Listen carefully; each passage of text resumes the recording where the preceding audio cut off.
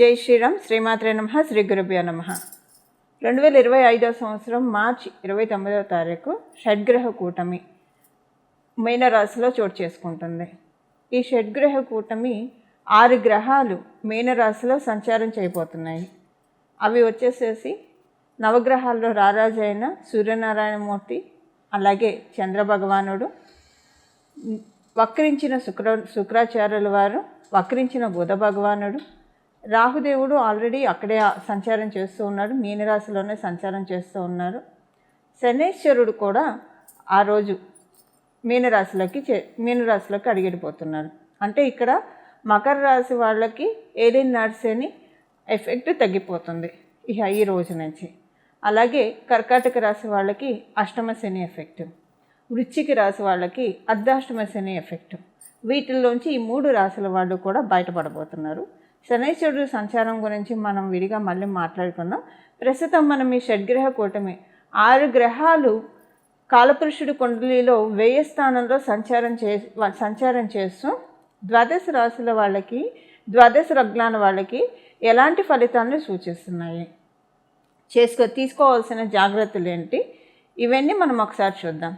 వీటి ఎంతటికంటే ముందు రాహుకేతువులు ఇద్దరూ కూడా 12వ స్థానం మరియు షష్ఠ స్థానంలో సంచారం చేస్తున్నాడు. కేతు భగవానుడు షష్ఠ స్థానంలో, రాహుదేవుడు 1000 స్థానంలో సంచారం చేస్తున్నాడు. అంటే కాలపురుషుడి కుండలిలో నుంచి 1000 స్థానమైన మీనరాశిలో సంచారం చేస్తూ ఉన్నాడు.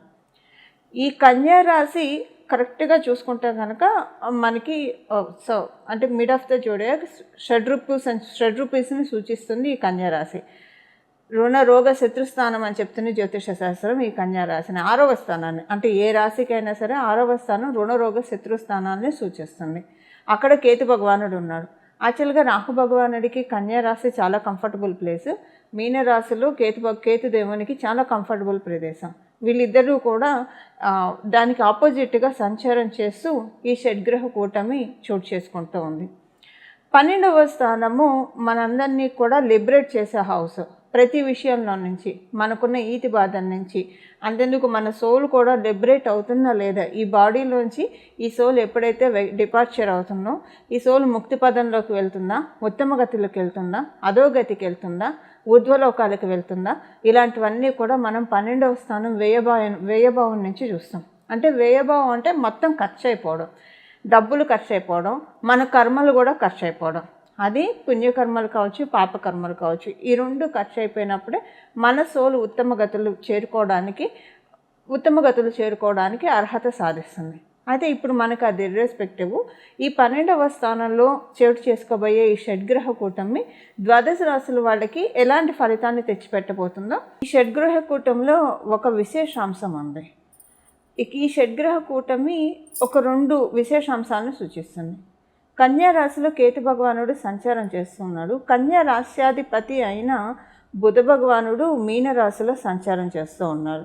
ఆయన ఆయన వక్రగతిలో ఉన్నాడు. ఇది నీచ స్థానం. మీనరాశి బుధ భగవానుడికి నీచ స్థానం. నీచ స్థానంలో ఉండి వక్రించాడంటే ఇది ఒక ఉచ్చ స్థానాన్ని సూచిస్తుంది. అంటే ఇది ఒక ఎగ్జాల్టేషన్ పాయింట్గా మనకి కన్సిడరేషన్లోకి వస్తుంది. అలాగే ఇక్కడ పరివర్తన యోగం కూడా మీనరాశి అధిపతి అయిన గురు భగవానుడు వృషభ రాశిలో సంచారము, అలాగే వృషభ రాశ్యాధిపతి అయిన శుక్రాచార్యుల వారు మీనరాశిలో సంచారము. ఈయన కూడా వక్రగతిలోనే ఉన్నాడు. ఈయనకి అది ఎగ్జాల్టేషన్ పాయింట్, మీనరాశి ఎగ్జాల్టేషన్ పాయింట్. అక్కడ ఆయన వక్రంలో ఉన్నాడు. సో ఇప్పుడు ఈ గోచార గ్రహస్థితుల రీత్యా ద్వాదశ రాశుల వాళ్ళకి, ద్వాదశ లగ్నాల వాళ్ళకి ఎలాంటి ఫలితాలు రాబోతున్నాయో మనం ప్రతి ఒక్క రాశికి విడివిడిగా ఒకసారి మనం ఇప్పుడు స్టడీ చేద్దాం. కుంభరాశిలో పుట్టిన వాళ్ళకి ఈ షడ్గ్రహ కూటమి ఎలాంటి ఫలితాన్ని ఇస్తుంది? మీకు ద్వితీయ స్థానంలో ఏర్పడుతుంది. కాలపురుషుడి కుండలిలో 1000 స్థానంలో ఏర్పడుతుంది. కుటుంబ పరంగా మీకు ఇష్టమైన నిర్ణయాలు కొన్ని తీసుకోవాల్సి వస్తారు, కొన్నిటిని వదులుకుంటారు. అంటే 1000 స్థానం అంటే ఖర్చు అయిపోవడం, లేదా వదులుకోవడం, నష్టపోవడం. మీరు అనుకున్న ప్లాన్స్ కుటుంబ పరంగా కొన్ని మీరు వదిలేసుకొని మీకు ఇష్టం లేకుండా కొన్ని నిర్ణయాలు తీసుకుంటారు. ఇలా తీసుకోవడం మీకు చాలా మంచిది.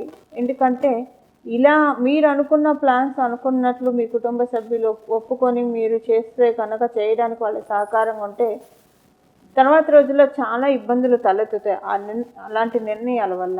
అందుకని మీ కుటుంబ సభ్యులు ఇంటి పరంగా మీరు తీసుకునే నిర్ణయాలకి డెఫినెట్గా ఆపోజిట్గా ఉంటారు. బట్ వాళ్ళ నిర్ణయం ప్రకారం మీరు వెళ్ళాల్సి వస్తారు. ఇన్నాళ్ళు మీ మాట మీదే ఇల్లంతా నడిచినా ఇప్పుడు ప్రస్తుతము వాళ్ళ మాట మీద మీరు నడవాల్సి వస్తారు. అలా నడవాల్సి రావడం డెఫినెట్గా మీకు ఒక అదృష్టం అవుతుంది. చాలా మంచి ట్రాన్స్ఫర్మేషన్స్ చూస్తారు, చాలా మంచి చేంజెస్ చూస్తారు. ఫైనాన్షియల్ మ్యాటర్స్లో ఇంట్లో ఉన్న రిలేషన్స్ తోటి, బయట ఉన్న రిలేషన్స్, ఇలాంటి వాటిల్లో మంచి పాజిటివ్ చేంజెస్ డెఫినెట్గా మీరు చూస్తారు. మీకు పంచమాధిపతి మరియు అష్టమాధిపతి అయిన బుధ భగవానుడు మీకు ద్వితీయ స్థానంలో సంచారం చేస్తూ ఉన్నారు. సంతానానికి సంబంధించి చాలా మంచి ప్రోగ్రెషన్ చూస్తారంటే మీ సంతానానికి ఇది చాలా మంచి శుభ సమయం. అలాగే మీ జీవిత భాగస్వామికి చాలా మంచి శుభ సమయం. మీరు వివాహ ప్రయత్నాలు చేస్తూ ఉంటే వివాహానికి చాలా అనుకూలమైన సమయం. మీ జీవిత భాగస్వామి చేసే వృత్తి వ్యాపారాల్లో వాళ్ళు చాలా చక్కగా రాణించడానికి, వాళ్ళకి చాలా అంటే కొంచెం కొన్ని విషయాల్లో వాళ్ళకి అనుకూలతలు ఉంటాయి. అంటే ఏదైనా ఒక కాంక్రీట్ విషయాలు ఏర్పడతాయి. ఫైనాన్షియల్ మ్యాటర్స్లో డెఫినెట్గా కొన్ని కాంక్రీట్ సిచ్యువేషన్స్ డెఫినెట్గా చూస్తారు మీ జీవిత భాగస్వామి. అంటే ఈ కాంక్రీట్ విషయాలు అంటే అనుకూలమైన విషయాలకే కాంక్రీట్ రిజల్ట్స్ చూస్తారు. ప్రతికూలమైన విషయాలకైతే డెఫినెట్గా కాంక్రీట్ రిజల్ట్స్ చూడరు. ఈ షడ్గ్రహ కూటమి మీ నిర్ణయాల్ని తారుమారు చేస్తుంది. మీరు అనుకునేది ఒకటి, మీరు తీసుకున్న డెసిషన్ ఒకటి, మీరు తీసుకున్న డెసిషన్ ఇంకొకళ్ళ ఇష్టానుసారం డెసిషన్ తీసుకొని దాన్ని ఇంప్లిమెంట్ చేస్తారు. అలా తారుమారు చేసి మీరు అనుకున్నది ఎంతో కాలంగా చేద్దాం అనుకున్నది తారుమారు చేసి దాని ద్వారా మీకు యోగాన్ని కలిగిస్తూ ఉంది ఈ షడ్గ్రహ కూటమి.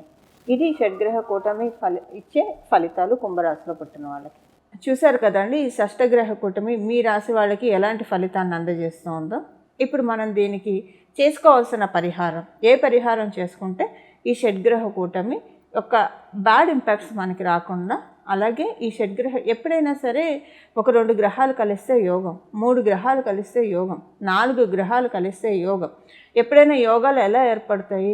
ఒక గ్రహానికి ఇంకొక గ్రహానికి ఏదో ఒక రకమైన కనెక్షన్ ఉంటేనే యోగం వస్తుంది. కొన్ని గ్రహాలకు అసలు ఏ గ్రహంతో కనెక్షన్ లేకపోయినా కూడా యోగం వస్తుంది. అది ఎలాంటి వాళ్ళకు వస్తుందంటే మనకి వృషభ రాశి వాళ్ళకి, తులారాశి వాళ్ళకి, అలాగే కర్కాటక రాశి వాళ్ళకి, సింహరాశి వాళ్ళకి, మకర కుంభరాశుల వాళ్ళకి.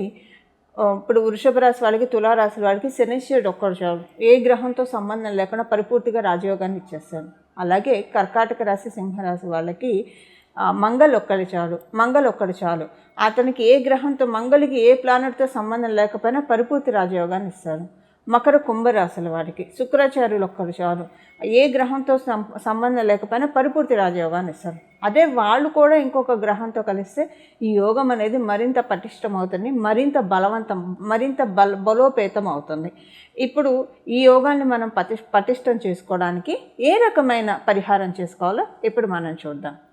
షడ్గ్రహ కూటమి స్టార్ట్ అయిన 29వ తారీఖు మనకి షడ్గ్రహ కూటమి ఉంటుంది.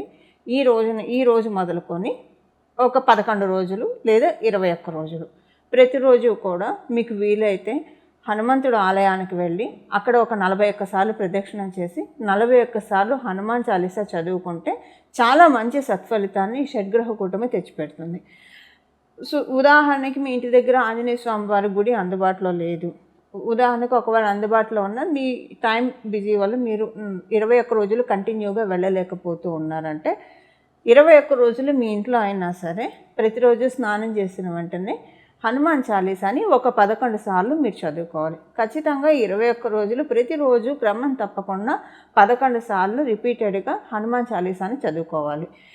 హనుమాన్ చాలీసా చదువుకోవడం మాత్రమే కాకుండా అంటే పరిపూర్తిగా దృష్టి పెట్టి హనుమాన్ చాలీసా మీద పరిపూర్తిగా దృష్టి పెట్టి చదవడం చేయాలి. ఇలా చేయడం వల్ల ఈ షడ్గ్రహ కూటమి యొక్క నెగిటివ్ ఎఫెక్ట్స్ అన్నీ కూడా ఆయన తోకతో జాడించి కొడతాడు.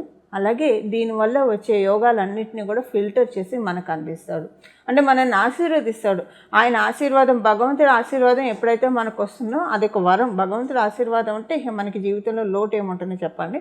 అలా మనకి ఆంజనేయ స్వామి వారి చరణాలను ఆశ్రయిస్తే అలాంటి సత్ఫలితాలు ఉంటుంది. అలాగే మార్చి 29వ తారీఖు నుంచి ప్రతిరోజు కూడా శ్రీరామ భక్తాయ హనుమతే నమః, శ్రీరామ భక్తాయ హనుమతే నమః, శ్రీరామ భక్తాయ హనుమతే నమః, శ్రీరామ భక్తాయ హనుమతే నమః అని ఈ నామాన్ని సర్వకాల సర్వావస్థలు అంటే మీరు ఏ పని చేస్తున్నా సరే ఈ నామాన్ని జపించుకోవచ్చు. మీరు ఉదయాన్నే కొంచెం స్నానం ఆలస్యంగా చేస్తూ ఉన్నా ఈ నామాన్ని జపించవచ్చు. రాత్రి పడుకునేప్పుడు ఈ నామాన్ని జపించవచ్చు. మీరు ఏ పని చేస్తున్నా ఈ నామాన్ని జపించవచ్చు.